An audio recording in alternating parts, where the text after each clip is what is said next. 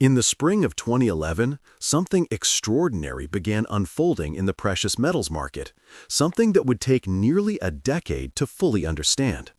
While the world's attention fixated on gold's meteoric rise past $1,800 per ounce, and while central banks flooded financial systems with unprecedented liquidity in response to the 2008 crisis aftermath, one institution was executing what would become perhaps the most audacious accumulation strategy in modern commodity history. JPMorgan Chase, America's largest bank by assets, had begun systematically acquiring physical silver on a scale that defied conventional banking logic. This wasn't speculative trading. This wasn't derivative positioning. This was the patient, methodical stockpiling of actual metal, bars stacked in registered vaults, tonnage that would eventually eclipse 169 million ounces. The question that would haunt market analysts for years wasn't whether this accumulation was happening. Vault data would eventually confirm the staggering reality, but rather why the world's most sophisticated financial institution was betting so heavily on a metal that industrial analysts had long dismissed as yesterday's commodity. To understand JPMorgan's silver strategy, one must first grasp the profound transformation occurring within global commodity markets during the 2010s. Silver occupies a unique position in the materials economy, simultaneously an industrial metal, a monetary asset, and an increasingly critical component in emerging technologies. Unlike gold, which serves primarily as a store of value and financial hedge, silver's dual nature creates complex supply-demand dynamics that few institutions fully comprehend. The metal's industrial applications span photography, electronics, solar panels, medical equipment, water purification systems, and batteries. Yet it also maintains its ancient role as monetary insurance, a tangible asset uncorrelated with paper currencies and government debt. This duality creates what commodities traders call structural tension, periods where industrial demand surges coincide with investment demand spikes, creating supply shortages that can send prices vertical with shocking speed. The timing of JPMorgan's accumulation wasn't coincidental. In 2011, silver had just experienced one of its most volatile periods in modern history, surging from $18 per ounce to nearly $50 in a matter of months, before collapsing back to the mid-30s. This volatility wasn't random market noise. It represented the violent resolution of massive short positions held by commercial banks, positions that had artificially suppressed silver prices for years. As retail investors and hedge funds piled into silver during the commodity supercycle, these short positions became increasingly dangerous, threatening the very institutions that held them. JPMorgan itself had inherited enormous short positions through its emergency acquisition of Bear Stearns in 2008, positions that would cost the bank hundreds of millions in losses as silver prices climbed. But rather than simply covering these shorts and moving on, JPMorgan's commodity division recognized something profound. Silver was structurally undervalued relative to its long-term supply-demand fundamentals, and the coming decade would create conditions for an epic supply squeeze. The mechanics of JPMorgan's accumulation strategy revealed institutional sophistication rarely seen in commodity markets. The bank didn't simply enter the market and start buying. Such crude tactics would have driven prices higher, making accumulation prohibitively expensive. Instead, JPMorgan employed a multi-year strategy that would have made Renaissance military strategists envious. First, the bank maintained visible short positions in COMEX silver futures, positions that appeared on regulatory filings, and suggested JPMorgan was bearish on silver prices. These positions helped keep prices suppressed, creating what traders call technical resistance that prevented speculative rallies. Simultaneously, however, JPMorgan was quietly purchasing physical silver in the spot market, actual metal delivered to registered vaults. This created a fascinating arbitrage. The bank was effectively short paper silver while accumulating physical metal, a position that only made sense if management believed futures prices would eventually have to converge upward to physical realities. The scale of this operation was breathtaking. Vault data from COMEX warehouses showed JPMorgan's registered silver holdings growing from essentially zero in 2011 to over 150 million ounces by 2020. What made this accumulation particularly significant was its context within broader monetary policy trends. The 2010s marked an unprecedented era of central bank intervention, quantitative easing, zero interest rate policy, and eventually negative nominal rates in Europe and Japan. These policies, designed to stimulate growth and prevent deflation, had profound implications for real assets like precious metals. With government bonds yielding nothing and currencies being deliberately debased through money printing, savvy institutions began viewing tangible commodities as long-term monetary hedges. JPMorgan's leadership, veterans of multiple financial crises, understood that unlimited money creation must eventually manifest in real asset inflation. Silver, trading at a historically wide discount to gold and facing structural supply challenges, represented asymmetric opportunity. If monetary debasement continued, silver would benefit from safe haven flows. If industrial demand accelerated through technology adoption, silver would benefit from physical shortages. And if both occurred simultaneously, the scenario JPMorgan's commodity team was apparently positioning for, prices could increase by multiples, not mere percentages. The supply side of the silver equation added another critical dimension to JPMorgan's thesis. Unlike gold, where above-ground stocks dwarf annual mine production by a ratio of roughly 70-1, silver's inventory-to-production ratio had been declining for decades.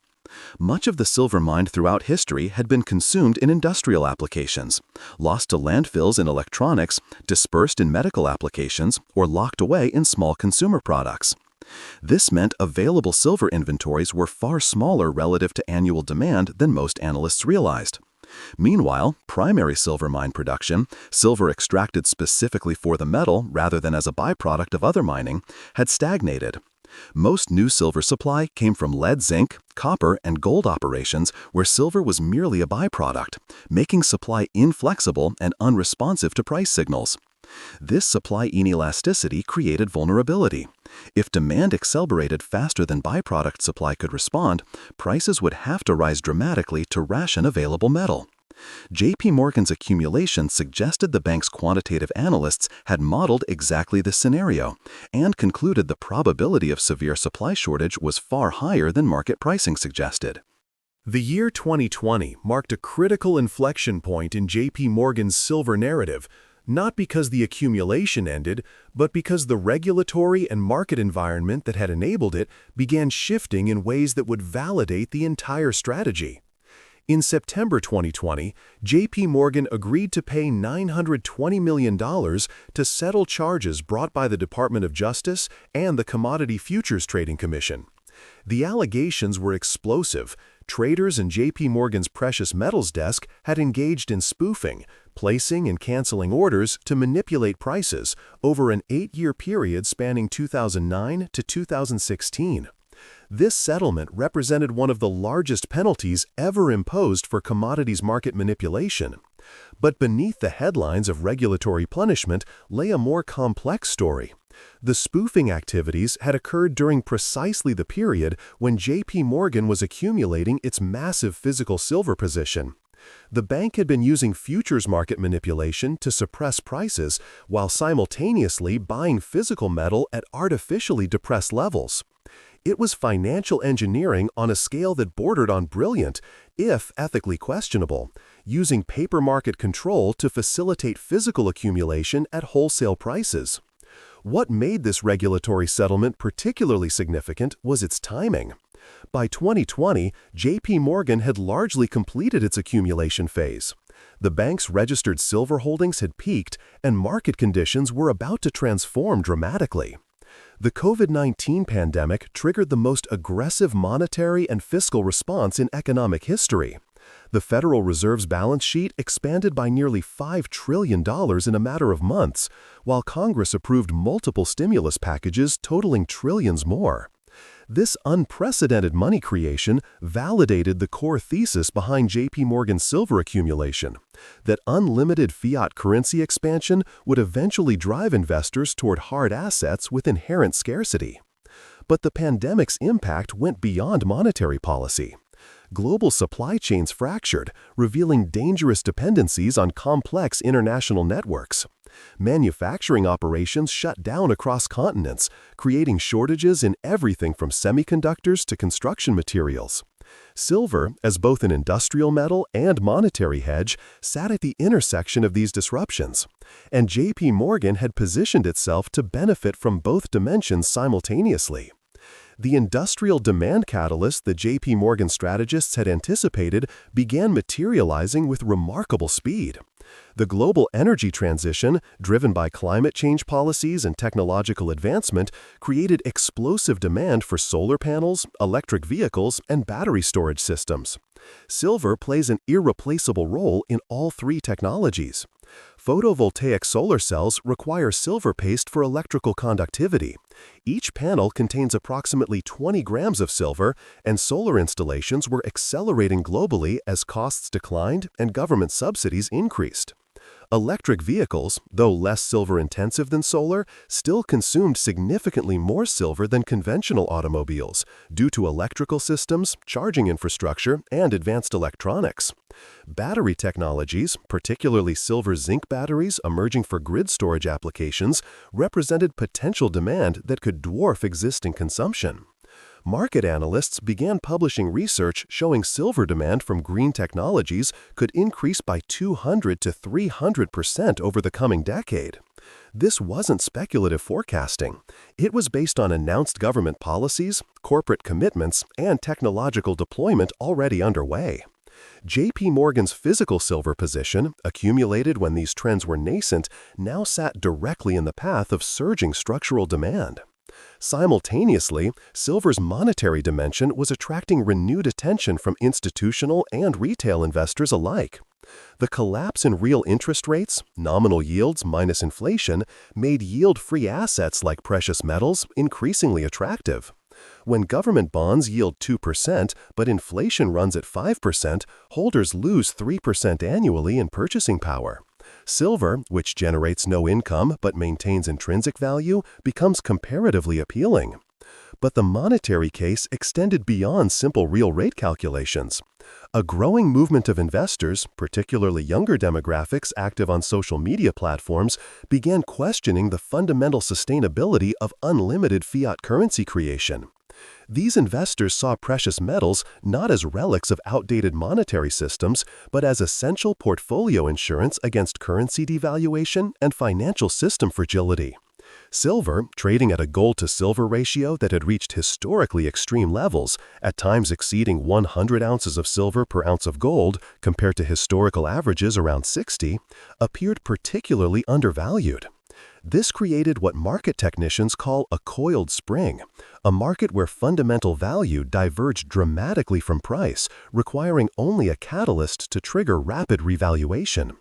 That catalyst arrived in early 2021 in a form few anticipated: a coordinated retail investor movement organized primarily through Reddit's Wall Street Bets forum. Inspired by the GameStop short squeeze that had shocked Wall Street weeks earlier, thousands of retail investors turned their attention to silver, recognizing that similar dynamics existed in precious metals markets.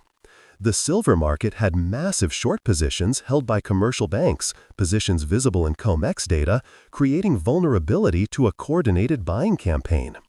But silver presented even more attractive squeeze dynamics than GameStop because the market involved physical commodities with limited supply. You couldn't simply create more silver the way corporations could issue new shares. If sufficient buying pressure emerged, particularly for physical metal rather than paper contracts, commercial shorts would face existential danger.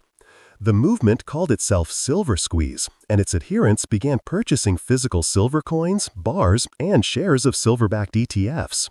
Within days, premiums on physical silver products exploded. Retail dealers reported premiums of $8 to $10 per ounce over spot prices, and delivery delays extended to weeks or months.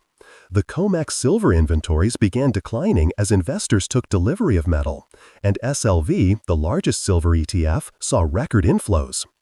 JPMorgan's position during this retail squeeze was instructive. While commercial banks collectively held massive short positions that appeared vulnerable, JPMorgan itself had largely exited its shorts and held primarily physical metal. This meant the bank wasn't facing the existential threat that other institutions confronted. Instead, JPMorgan stood to benefit from rising prices. The irony was exquisite. The retail investors organizing the squeeze believed they were attacking the banks that had manipulated silver prices lower for years, but they were actually validating JPMorgan's long-term accumulation strategy and potentially triggering the revaluation that would make the bank's physical holdings immensely profitable. Market observers noted this dynamic with a mixture of admiration and frustration. JPMorgan had essentially front-run the retail squeeze by nearly a decade, positioning itself on the winning side of the very movement that believed it was fighting against institutional manipulation. The bank's traders had understood something profound. In markets with physical constraints and structural supply deficits, the institution holding actual metal ultimately controls pricing power, regardless of paper market machinations. The regulatory environment post-2020 added another dimension to silver's developing squeeze dynamics. The settlement JPMorgan reached didn't just punish past manipulation. It fundamentally changed how aggressively banks could operate in futures markets going forward. Enhanced surveillance, stricter position limits, and criminal prosecution threats made the kind of naked short selling that had suppressed silver prices far more dangerous. Commercial banks began reducing their concentrated short positions not because they'd suddenly become bullish on silver, but because the regulatory and legal risks of maintaining those positions had increased dramatically. This withdrawal of aggressive commercial shorting removed one of the key mechanisms that had capped silver prices for years. Without banks willing to sell unlimited futures contracts into every rally, silver's price discovery mechanism would have to reflect actual physical supply and demand more directly. For JPMorgan, sitting on 169 million ounces of physical metal, this regulatory shift transformed the game entirely. The bank no longer needed to manipulate prices lower to accumulate, because accumulation was complete and the structural barriers preventing price appreciation were dissolving. The culmination of JPMorgan's decade-long silver strategy is now unfolding in real time, driven by forces that extend far beyond the bank's control, yet align perfectly with its positioning. The convergence of monetary instability, technological transformation, and geopolitical fragmentation is creating what market historians will likely recognize as a fundamental regime change in precious metals markets. Central banks globally continue expanding money supplies at rates that would have been inconceivable 2 decades ago. The combined balance sheets of the Federal Reserve, European Central Bank, Bank of Japan, and People's Bank of China now exceed $30 trillion, triple their pre-2008 crisis levels. This monetary expansion occurs against a backdrop of declining confidence in fiat currency stability. Inflation, dormant for decades, has returned with intensity that shocked policymakers and economists alike. The 2021-2023 inflation surge, initially dismissed as transitory, proved persistent enough to force central banks into aggressive rate hiking cycles that destabilized banking systems and triggered financial stress globally. For institutions like JPMorgan that positioned in hard assets during the era of monetary experimentation, this inflationary environment validates strategic foresight. Silver, with its dual role as industrial commodity and monetary hedge, benefits from both price inflation and currency debasement concerns simultaneously. The geopolitical dimension adds critical urgency to silver's strategic importance. The fracturing of globalized supply chains, accelerated by pandemic disruptions and intensified by U.S.-China tensions, has forced nations to reconsider resource security. Silver is now recognized as a critical material for economic security and technological competitiveness, a metal essential for renewable energy infrastructure, military electronics, medical equipment, and communications technology. Governments from Washington to Beijing to Brussels are implementing policies to secure domestic silver supply chains, reduce dependence on concentrated sources, and stockpile strategic materials. The European Union's Critical Raw Materials Act explicitly designates silver as a strategic resource requiring supply diversification and increased recycling. The United States is conducting assessments of critical mineral vulnerabilities with silver prominently featured. China has been accumulating silver reserves through state-owned enterprises for years, recognizing the metal's importance for solar manufacturing dominance and technological competition. This nationalization of commodity security transforms silver from a mere industrial input into a geopolitical asset. And institutions holding large physical positions suddenly possess not just commercial inventory, but strategic leverage in resource competition between major powers. JP Morgan's endgame strategy likely involves multiple exit options, each optimized for different market scenarios. In a gradual appreciation scenario, where silver prices rise steadily to $50 or $70 over several years, driven by industrial demand growth and modest investment flows, the bank can monetize inventory incrementally, selling into strength without disrupting markets or triggering regulatory scrutiny. This conservative approach would generate tens of billions in profit while maintaining market stability and preserving JP Morgan's reputation as a responsible market participant. In a squeeze scenario, where supply shortages trigger panic buying and prices spike toward $100 or higher, JP Morgan could provide emergency liquidity to desperate industrial users at premium prices, positioning itself as the lender of last resort for critical materials. This approach transforms the bank's role from speculative accumulator to essential infrastructure provider, potentially earning regulatory goodwill while capturing extraordinary profits.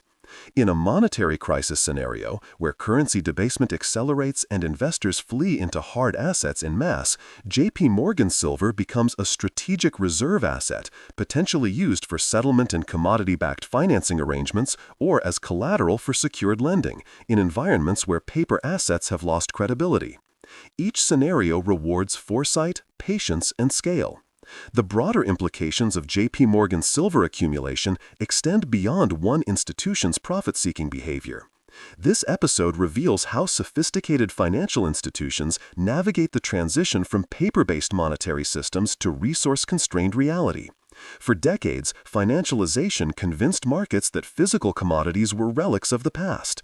Derivatives, securities, and digital assets represented modernity, while metals and raw materials seemed archaic. The efficiency of paper markets, the precision of financial engineering, and the convenience of cash settlement appeared to make physical possession unnecessary and inefficient. JP Morgan's silver strategy demonstrates the fallacy of this thinking.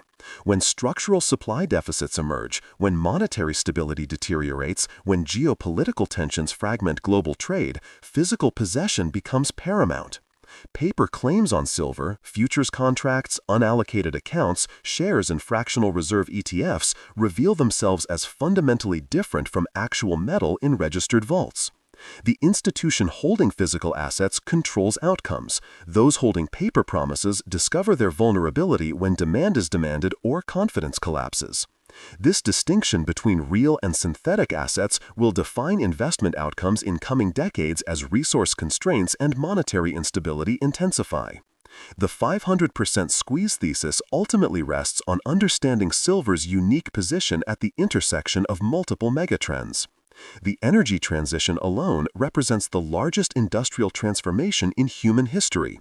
The complete rebuilding of global energy infrastructure from fossil fuels to renewable sources over a span of 3 decades. This transition is not optional, it's mandated by government policy, driven by technological economics, and demanded by public pressure. Silver is indispensable to this transformation. No substitutes exist at scale for silver's role in solar panels, and the electrical infrastructure supporting electrification requires silver's superior conductivity. Simultaneously, the monetary system faces existential challenges as unlimited currency creation collides with declining trust in institutions and growing wealth inequality. Precious metals historically resurfaced as monetary anchors during such periods, not because governments choose to return to metal-backed currencies, but because individuals and institutions lose faith in unbacked paper and seek assets with intrinsic value. The combination of structural industrial demand growth and cyclical monetary demand creates conditions where supply simply cannot meet all competing uses at current prices. Mathematics demands price adjustment. The only question is magnitude and timing. For individual investors, JP Morgan's positioning offers both warning and opportunity. The warning is clear: institutions with superior information, analytical resources, and patient capital have already positioned for the coming silver shortage. Retail investors buying at current prices are arriving after the smartest money has accumulated, meaning they're paying significantly higher prices than JP Morgan paid during the 2011-2020 accumulation phase. The opportunity, however, remains substantial if the 500% thesis proves correct. Even buying at $25 per ounce, investors capturing a move to $125 would achieve returns that equity markets rarely deliver. The key insight is recognizing that this isn't merely price speculation, it's positioning for fundamental supply shortage in a critical material where available inventories are physically insufficient to meet projected demand. Unlike stocks, where valuations can remain irrational indefinitely, commodity shortages ultimately resolve through price-induced demand destruction or supply expansion. In silver's case, supply expansion timelines span years, while demand acceleration is occurring now, making near-term shortage essentially inevitable regardless of price levels. The regulatory and ethical questions surrounding JPMorgan's silver accumulation will likely occupy investigators and academics for years. Did the bank's spoofing activities constitute market manipulation that should invalidate profits earned through subsequent physical accumulation? Does concentration of such large silver holdings in one institution's hands create systemic risk or enable future manipulation? Should regulations limit how much physical commodity single entities can control to prevent corner markets? These questions lack easy answers. Financial markets have always rewarded information advantages and strategic positioning. The line between savvy trading and manipulation is perpetually contested. What remains indisputable is that JPMorgan executed one of the most successful commodity accumulation strategies in modern financial history, transforming itself from short-term futures trader into the dominant physical silver holder globally. The bank positioned itself on the right side of multiple converging trends: monetary instability, industrial transformation, supply constraints, and geopolitical fragmentation through patient accumulation when others were indifferent or bearish. Whether this represents brilliant strategic foresight or exploitation of manipulative advantages will be debated, but the financial outcome appears increasingly certain. JPMorgan's silver position will generate returns that validate the decade-long accumulation strategy and establish new paradigms for commodity investing in an era of resource scarcity and monetary uncertainty. The silver squeeze, when it fully manifests, will not be a brief speculative episode like GameStop or previous short squeezes. It will represent a fundamental repricing of a critical material whose importance was systematically underestimated during decades of abundant supply and financial market dominance.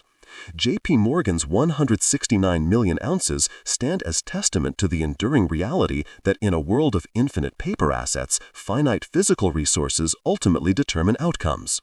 To fully comprehend why JPMorgan's silver accumulation could trigger a 500% price increase, one must understand the unique mathematical constraints governing this market, constraints that differentiate silver from virtually every other traded commodity.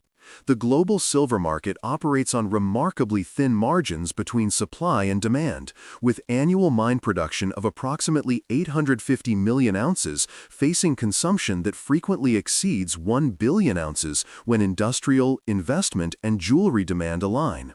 This structural deficit has been filled historically by above-ground inventories, silver held in vaults, allocated accounts, and exchange warehouses. But these inventories have been declining steadily for 2 decades.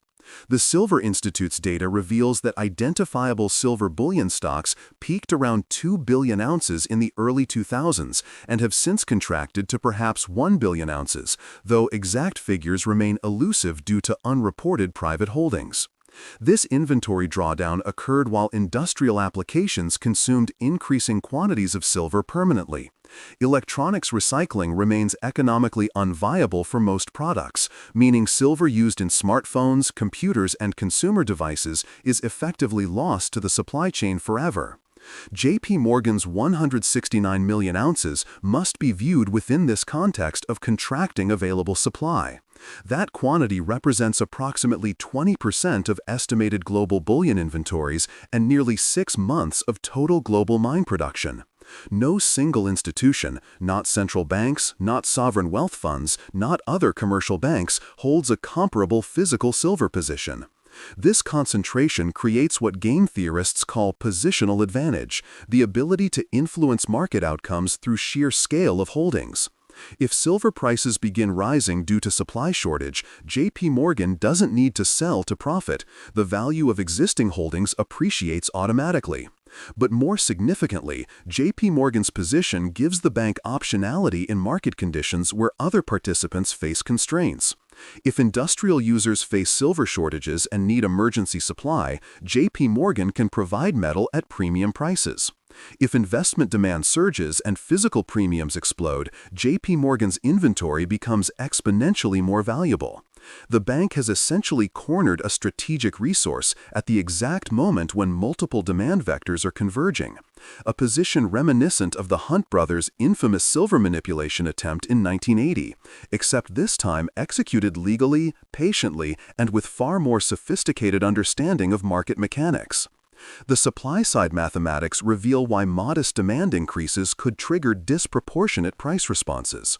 Silver mine production is remarkably inelastic. It doesn't respond quickly to price signals because most silver comes from polymetallic operations mining primarily for other metals. When silver prices double, a pure silver mine might increase production, but a lead-zinc operation producing silver as a byproduct won't significantly alter operations because silver represents only 15 to 20% of revenue. This means supply remains relatively fixed regardless of price movements, at least in the short to medium term. Meanwhile, demand shows characteristics of both elasticity and inelasticity depending on application. Industrial demand is generally inelastic. Manufacturers need specific quantities of silver for solar panels, electronics, and medical equipment regardless of price within reasonable ranges. A solar panel manufacturer won't redesign products to use less silver just because prices increase 20%. The engineering and retooling costs would exceed silver savings. But investment demand is highly elastic and reflexive. Rising prices attract more investors, creating positive feedback loops where price appreciation itself becomes a demand catalyst. When these dynamics interact with constrained supply, the mathematics point toward potential price discontinuities, moments where prices gap higher to ration available supply among competing users. The derivatives market structure adds another layer of mathematical complexity that favors dramatic price moves. The COMEX silver futures market trades enormous paper volumes relative to actual physical metal available for delivery. On any given day, paper silver contracts worth billions of dollars change hands, yet COMEX registered inventories, metal actually available for delivery against contracts, typically total only 100 to 150 million ounces. This creates what's known as fractional reserve dynamics, similar to banking systems where deposits vastly exceed vault cash. The system functions smoothly as long as most contract holders settle in cash rather than demanding physical delivery. But if even a modest percentage of contract holders simultaneously demand metal, the exchange faces a delivery crisis. JPMorgan's accumulation occurred precisely during years when this fractional reserve ratio was expanding. Paper claims on silver were growing faster than physical inventories backing those claims. This divergence creates systemic fragility. The bank strategists apparently recognized that this structure was unsustainable and positioned accordingly, holding physical metal while others held increasingly dubious paper promises. Historical precedents illuminate what happens when precious metals markets face supply squeezes. In 1979 to 1980, silver prices increased from $6 to $50 per ounce in less than a year as the Hunt brothers accumulated physical metal and futures contracts, creating a supply crisis. In 2011, silver surged from $18 to $49 in 4 months as investment demand overwhelmed available supply. In 2020, palladium, another precious metal with industrial applications, rallied from $500 to nearly $3,000 per ounce as automotive catalyst demand collided with supply constraints from Russian and South African mines. These episodes share common characteristics: structural supply deficits, concentrated positioning by large holders, and catalysts that trigger rapid demand acceleration.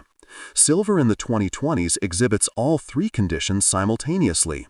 The structural deficit has persisted for years as industrial consumption exceeded mine production. JPMorgan and other institutions hold concentrated physical positions. And multiple catalysts, green energy transition, monetary debasement concerns, and retail investor interest are converging to accelerate demand. The mathematical probability of a substantial price increase isn't speculative fantasy. It's the logical outcome of constrained supply meeting surging demand in markets where price must equilibrate the two forces. The energy transition mathematics alone suggest transformative demand growth. Global solar installation capacity is projected to increase from approximately 1 terawatt currently to 4 or 5 terawatts by 2030 based on government commitments under climate agreements. Each terawatt of solar capacity requires roughly 30 to 40 million ounces of silver for panel production. This means solar demand alone could increase from roughly 100 million ounces annually to potentially 250 or 300 million ounces, growth of 150 to 200 million ounces added to annual consumption. This additional demand equals nearly 20% of current total global production. Where will this silver come from? Mine production isn't increasing fast enough. Exploration and development timelines for new mines span 5 to 10 years, and few major silver deposits have been discovered recently. Recycling provides minimal supply, since most silver in electronics isn't economically recoverable. The only available source is above-ground inventories, the bullion stocks that have been declining for 2 decades. This mathematical reality implies that silver prices must rise substantially to perform 2 functions. First, to ration available supply by reducing marginal industrial consumption where substitution is possible, and second, to incentivize holders of physical metal like JPMorgan to sell into the market rather than continue to accumulate. The 500% price projection from current levels around $25 per ounce to potentially $125 to $150 emerges from these supply-demand mathematics combined with historical valuation frameworks. Silver's historical price relationship to gold has averaged a ratio of 60 to 1 over centuries, meaning 60 ounces of silver equal 1 ounce in value. This ratio reflects the metal's relative abundance in Earth's crust and historical monetary roles. In recent years, this ratio has ranged between 70 to 1 and 90 to 1, indicating silver is historically undervalued relative to gold. If gold trades at $2,000 per ounce and the ratio normalized to 60 to 1, silver would trade at $33. But if gold itself appreciates to $3,000, as many analysts project given monetary debasement and geopolitical tensions, and the ratio tightens to 50 to 1 given silver's superior industrial demand growth, silver would trade at $60, a 140% increase from current levels. That's the conservative scenario based purely on monetary relationships. The aggressive scenario incorporates supply shortage dynamics, where physical scarcity drives prices well above historical ratios. In 1980 and 2011, silver briefly traded at ratios below 20 to 1 as shortage fears peaked. If similar dynamics emerged, with gold at $3,000, silver could reach $150 per ounce, a 500% increase, representing not irrational exuberance, but rather the market's mechanism for rationing critically scarce supply among desperate investors and panicked investors. The derivatives market structure adds another layer of mathematical complexity that favors dramatic price moves. The COMEX silver futures market trades enormous paper volumes relative to actual physical metal available for delivery. On any given day, paper silver contracts worth billions of dollars change hands. Yet COMEX registered inventories, metal actually available for delivery against contracts, typically total only 100 to 150 million ounces.